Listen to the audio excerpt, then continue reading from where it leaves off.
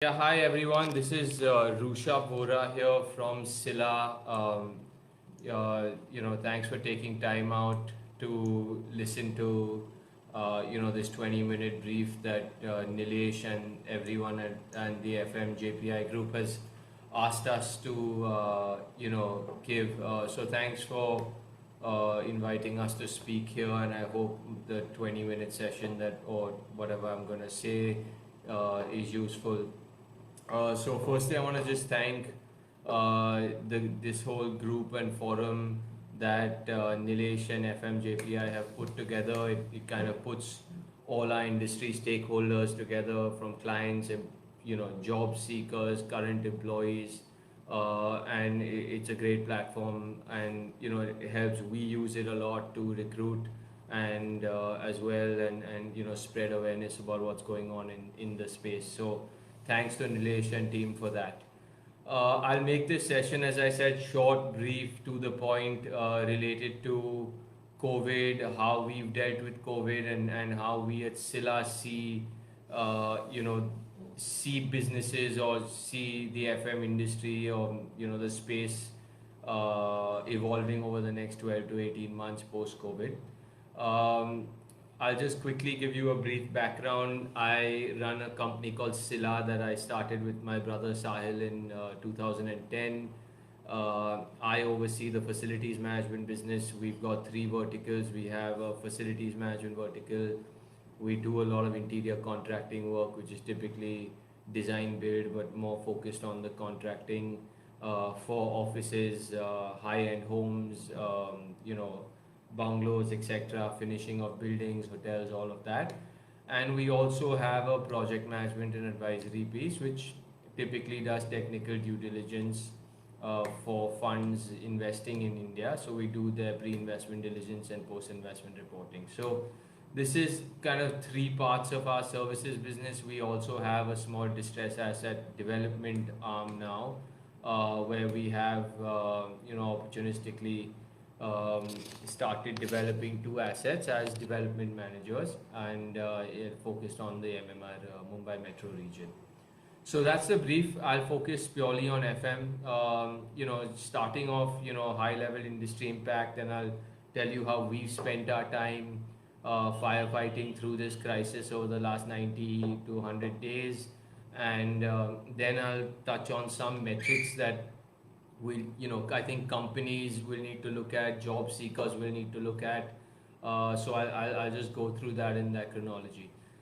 So to start with, on the industry impact front, right? So we personally, and I personally believe that COVID-19 will have a similar impact that 9/11 had.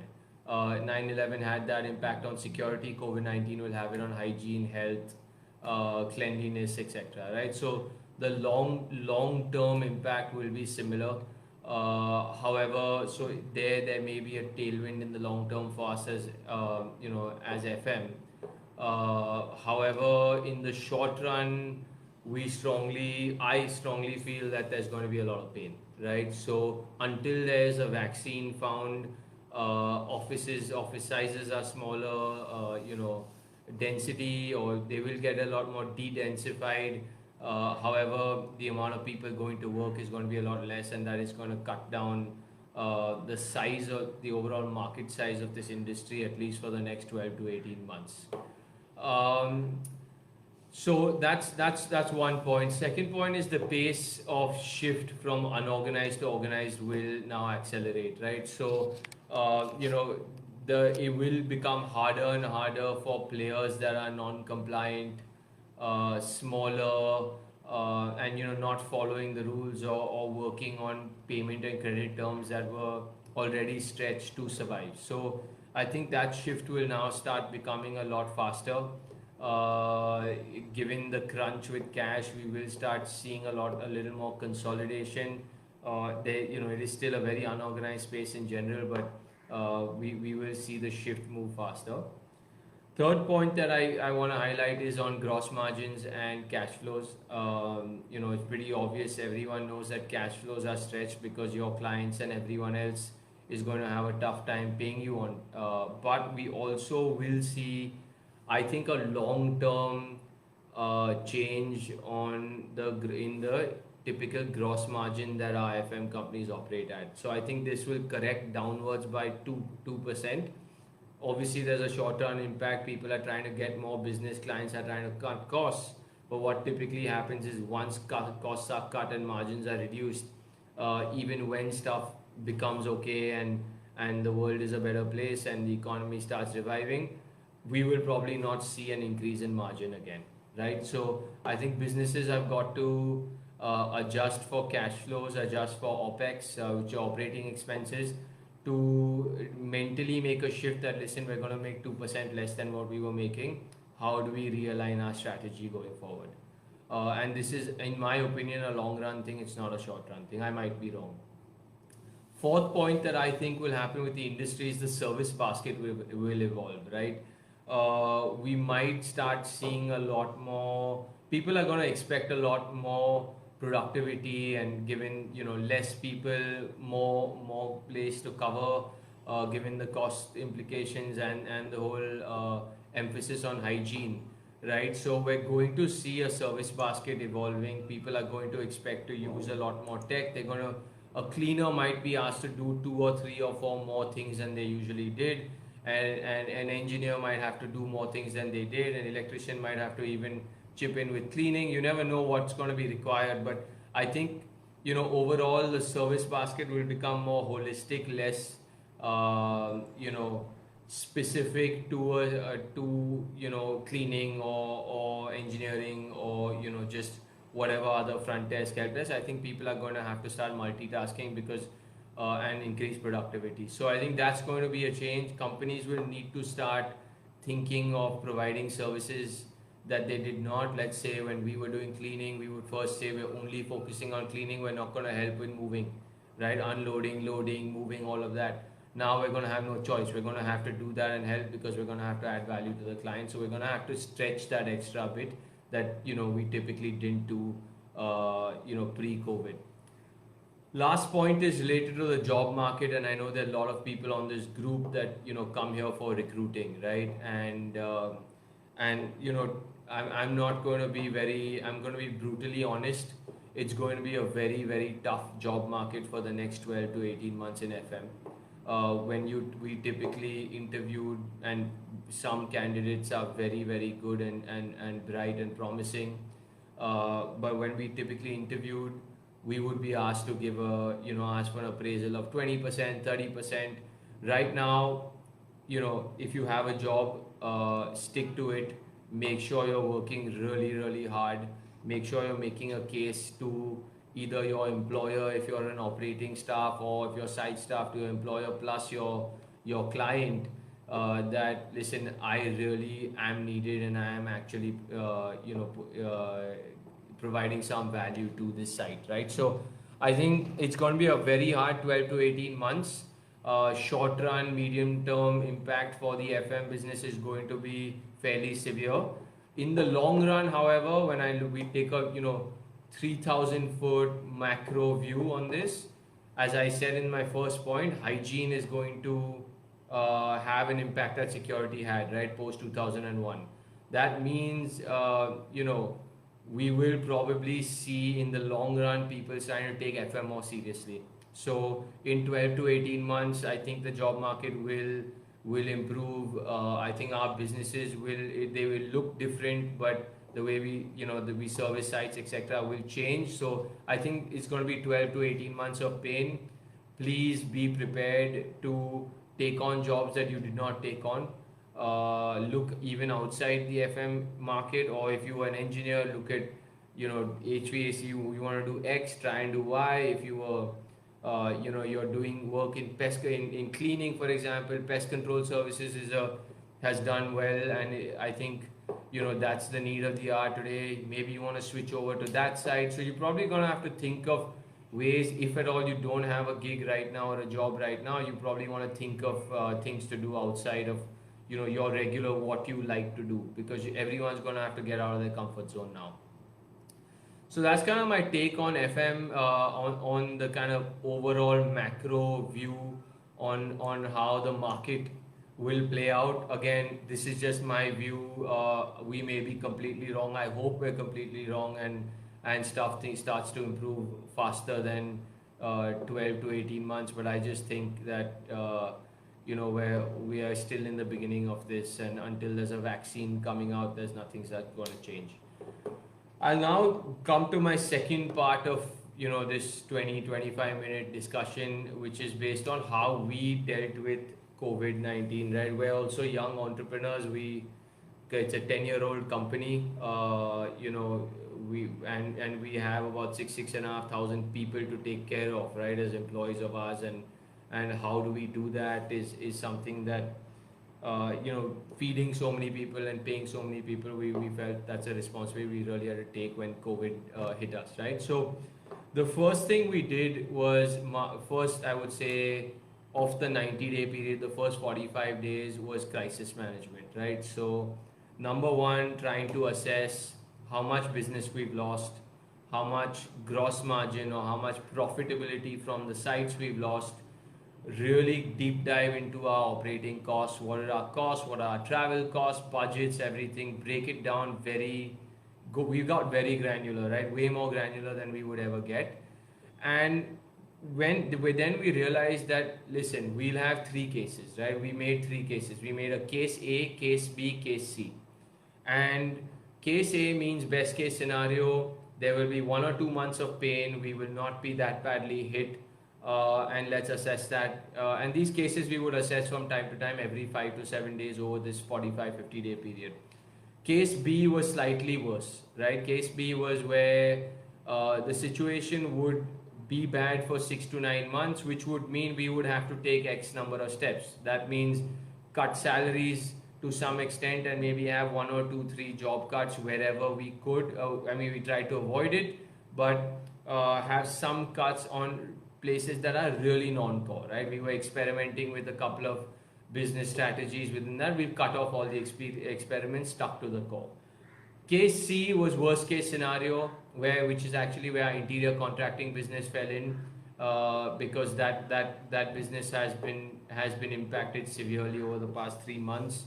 Was where we'd have to cut salaries and costs a lot more, and also look at shutting off some offices or divisions and having layoffs to some extent. Luckily, what happened with the FM was, I think we're still in B, right? And we've reached case B, and what we have done is we explained case A, case B, case C to our employees on day one. I think on the 5th day or 6th day after COVID started, right? So in the end of March, we had a town hall, we explained this to our employees, and we told them and gave them clear clarity that, listen, this is where the company's numbers are. This is where what we're doing in profit. At Scylla, we're fairly transparent. I think everyone across the company knows our numbers, where we have full transparency with our revenues and profits. Everyone knows everything, right? So we have no problem with that. So we gave that down, right? And what we did is every couple of weeks we had a town hall and we explained to them where each business has moved and what we need to do. So I think the first 45 days was a lot on crisis management. The other things we did is we tightened up our contracts with our clients, tightened up our contracts with our vendors, just got into stuff that we probably never have time to get into on a day-to-day basis. So we did a lot of the cleanup, which frankly is helpful because I'm pretty confident that we'll come out of this a lot leaner of an outfit than we did, and there was a lot of flack, right? So there's a saying that tough times drive efficiency, right? So when you're the tightest on cash flow, when you're the tightest in the tightest positions, you find more and more ways to be efficient, and that's clearly what's happened. Not for us, it's happened for every single company on this planet, I believe. So when resources are scarce, you find ways to be more efficient. So that's what we did after we got through the whole figuring out what's going on and sorting out the problem within the company. And luckily we've made barely any job cuts. I don't think in FM we made a single job cut. And on the back office side, unless clients have cut off sites, but that's also very, very rare. We obviously focused on how do we pay our employees, negotiated a lot with clients to try and make sure that they pay a full salary. If they did not pay a full salary, some of them refused. We ensured that everyone was given some money in their pocket, right? So again, this is a company level call that we took. Every company has their own strategies, but we went out and put money in everyone's pocket regardless of whether the client paid us or not. Did we pay a full salary? No, but 20 to 30%, in an electrician, janitor, FM's pocket, even if the client is not paying at a mall or at an airport or wherever they were not paying, we did that, right? So that's something we covered over the first 45 days. The next 45 days, we said we focused on the customer, right? How is the customer's demand going to change? What SOPs do we need to build? And we started focusing, doing a lot of research. We had a team of 3 or 4 people just doing research on technology that will be up post-COVID, right?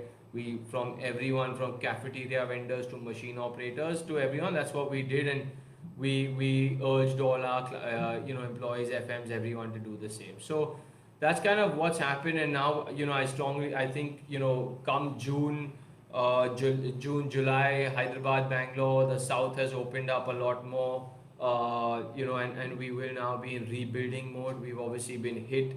I think anyone, and I've spoken to peers in the business, from IPCs to more of the service providers and people like us who provide the on-ground services. I've spoken to a lot of the owners or guys that are running the businesses, and in general, revenues are hit anywhere between 20 to 40%. I think gross profits are hit between 30 and 50%, right? I think that's kind of generally what I've noticed. So everyone has got to understand that, if you're not in this bracket and you're doing better than this, you've done well, and your client book is good and diverse. So that's good. And if it's not, you probably want to think of diversifying your client book a lot more. So that's that. Coming to my next point on which is my last part, is how we see this going forward, or what we are going to track going forward, right? So, and I'll split this up into owners and employees, right? And people that are looking for jobs in this space. So just on the owner side, right, I think you got to keep in mind going forward, you got to track a few metrics. There are a few things you got to be very mindful of. First thing is you got to know your balance sheet, right? And when I talk, typically we come from investment banking and finance, so that's the first thing we look at, right? And this is very important in this stage. So there's a saying, or a phrase, that revenue is vanity, profit is sanity, and cash is reality, right? And that cannot be more. You cannot magnify this saying more than you have to right now in COVID, right? So cash is king. Cash was always king. Now cash is the king of all kings. You've got to make sure that you have cash in the bank, and that has to be the focus, right? So collections from clients, you've just got to make sure you tide through this time. Or if you know your collections are slow, you're going to have to figure out ways to capitalize debt, equity, however you do this. This is for owners. It's very important to stay afloat, right? So I think you got to really understand your balance sheet, understand how much exposure you can take. So before a client comes to you, and there are a lot of sites that now will start popping up, right? Because you have existing vendors that have either gone out of business or cannot afford to work at payment terms with the client. So you gotta everyone at their level, depending on how big or small the company is and what the strategy is in terms of exposure, has got to kind of understand their cash flows, right? And their cash conversion and how much exposure you can take. So I think that's the first and most important thing that anyone running a business or business division or a large P&L for an FM business needs to look at. The second piece, which is balance sheet and cash related.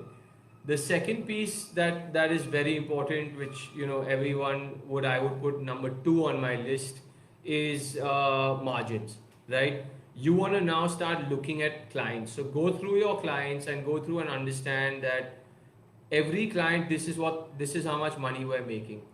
This is how much operating cost it's going to take to service this client, And given this kind of margin I'm making on this client, is it worth me servicing the client given his cash flows, right? Understand the cost of capital is 1% a month, right? Some people may not have debt or working capital, but still, I think you got to have the opportunity cost of capital baked in. The cost of equity capital is anywhere between 20 and 30% in India. Cost of, we all borrow overdrafts or revolvers or, OD, CC facilities at, anywhere between 9 and 12%. Some even 13. When we started Silla, frankly, we were borrowing at even 13%, I think, in 2010, 11. It's obviously come way lower now. But, and we don't have that much working capital, actually, we have almost none. But everyone needs to assess that, right? So you need to understand that if I have a client and I'm making only a management fee of 8% and he's not put leave and bonus and gratuity, which brings my management fee, my gross margin up to 12%, right, or 11%, and now that guy is saying work at 4%, so effectively my gross margin is 7%, and then he's paying me in 90 days, is it worth doing business at 4%? Because I have 90 days will mean 3% of interest cost, right? So it's something that you all have to, everyone has to understand. So my second point is understand your P&L very well. If you're not from finance, you need help, speak to your CAs, accountants, but you've got to be tracking this very, very carefully, right? So understand your gross profit and your P&L. Next piece will come to, again, related to this EBITDA, which means what is our OPEX, right? So what is our operating cost of salaries of account staff, back office staff, operation staff, trainers, engineers, whoever you have on your back office, how much can you actually afford, right? Given that you've lost business and you see the business projected over the next 12 months, how much can you afford? And really start preparing for that, whether you want to downsize office space or do whatever. We've cut our OPEX by 30%, right? So obviously the senior most guys have taken most of the hit. People under the salary bracket of 35,000 a month have taken, almost no hit. But, and we have cut our costs on travel. We've gone into every little minute detail from a mobile phone expense to everything, right? So I think next thing you got to do is look at your costs and really trim costs wherever you can. So these are the things as a company you all need to do. Obviously, operationally, it's very important to make sure that you come out stronger than the rest. That when the opportunities rise, when offices start opening, there are a lot of customers that will probably be like, "Boss, I need people tomorrow." Right? So you got to make sure your operational bandwidth is strong and your operations guys are still fully switched on to be able to staff sites or to provide services accordingly, right? So that's for the owners. I think that's kind of what I would say you need to be mindful of over the next 12 months. Overall, as a strategy, be nimble, be very flexible. You've got to be ready to do things that you were not doing, and focus on compliance, right? A lot of small and mid-sized players in this market. There will be consolidation. People will start, running out of cash and might need a bigger company to come in and help and fund and look at deals, whether it's partnering, strategic, whatever it is, right? This will not be possible if you are not compliant, right? So you got to take a call on whether you want to run this business on your own for life as a lifestyle business. It might throw you some cash and run with that, or if you want to go down a route where you want to grow and fund growth, you got to make sure you're fully compliant, right? So zero, what I would say, jugaad, very high levels of corporate governance, no corporate governance. By that I mean with your employees, paying bills, and also with clients. And this is very rare, it doesn't happen that much, but we have come across where cases on contracts where there's an expectation from the party giving you the work. All of that has to be absolutely zero, and keep your corporate governance up. So that's kind of what my advice would be for owners, right, or people running businesses. On the job front, which is my last piece, I have touched on it earlier. 2 points: lower your expectations, and people might not like hearing it, but I'm giving you the truth. Lower your expectations in terms of perks, salaries, etc. Companies are going to try and be fair, and we understand that we are there because you are there and you're working, but please lower expectations. And the next thing is is use this time to develop skills, right? Whether you're already employed, currently employed, or not, right, or looking for a job in the market. For example, communication is a very important piece in FM, right? You're gonna have to learn how to communicate. So improve your from like take a typing class to take classes on improving vocabulary, improving your the way you speak, your English, your communication. If you're an engineer, try and learn a little bit about soft services so you can double up there. It's not rocket science. It's harder for a soft services heavy person to learn how to be an engineer, but even there, understand the basics on how your DGs, HVACs, STPs, all the basic stuff works. You don't need to go into the complex stuff, but try and expand your skill set so that when the time comes up for a job, you can actually apply for more work that comes in, and there's a bigger market, right, or larger pool that you can apply to. So that's kind of my brief. I've gone over time, it's about 26-27 minutes, but I hope this was helpful. I've never done a Facebook live or just done a speech for 30 minutes like this off the bat, so I hope I've covered all the points. And yeah, I'll take any questions on the side. I see thumbs up, but I don't see any questions, so I'll just wait a minute. If anyone has questions, I'll take them. Otherwise, we're good.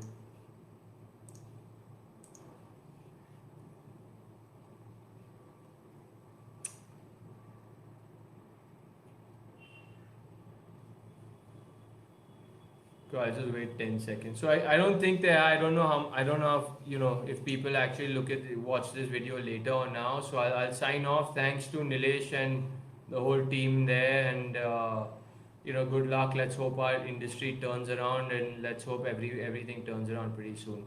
Someone just said any certification advice. Honestly, yeah, there are a few questions coming in. So on the certification advice, I assume you're asking for this from the FM side of it. Look, I'll give you Sila's view, right? And I don't really believe, I mean, it would be great if you've taken courses on FM and learnt on it. I think Amity University has a program, they've reached out to us.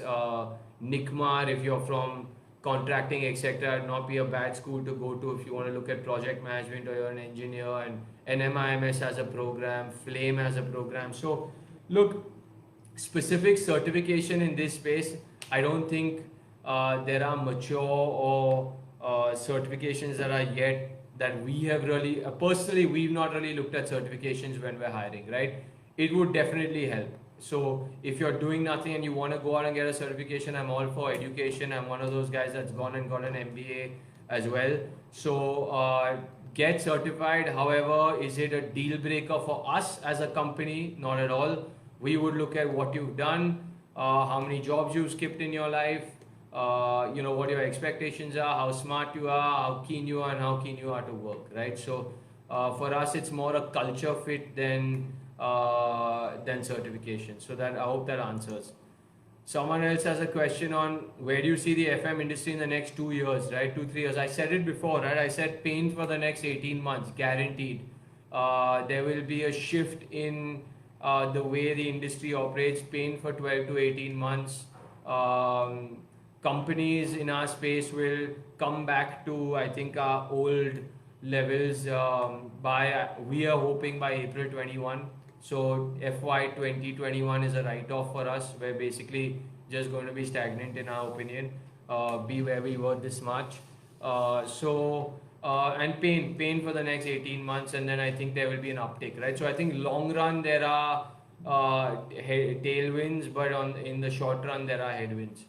Do you see a difference between post-COVID and pre-COVID era? I mean, how it affects non-compliance and compliance? IPC. So you know, in terms of compliance, right? So I don't know how this affects pre-COVID and post-COVID. I think you need to be compliant, period, right? So my advice to anyone running a business is be compliant or don't take business unless you want to operate a very small or a smallish business where you know runs your house and you're content with it, and then I think you can. I mean, companies are a lot more flexible and you know cannot afford to or cannot win business at fully compliant rates, because I understand there are a lot of clients, smaller buildings, SMEs that cannot pay full compliance, right? So that's the reality uh, of how the world is right now, right? Or even was. So I urge everyone to get on the compliance front. It opens a lot more opportunities, but again, it really depends from business to business, ambition of the entrepreneur or the businessman. If it's a small MSME, whether you want to be non-compliant, make some money, you will stagnate at a certain space. If you really want to grow and keep moving, you have to be only fully compliant. So I hope that answers your question. Yeah, so I think these are, I think there are two, three questions that we've got, and there's none others that are coming up. So, Nilesh, I'll sign off, and you know, I think a lot of these questions are also answered in the first, you know, first 10-15 minutes of this little address that I've given. So, I hope this is helpful, and thanks for reaching out. Please reach out to us at Scylla if you guys need jobs. We are still hiring in a few places, you know, so do reach out, go to our website, scillagroup.co.in. We're a young company and, you know, looking to grow, and yeah, thanks a lot. Thanks a lot for giving us the opportunity. Take care.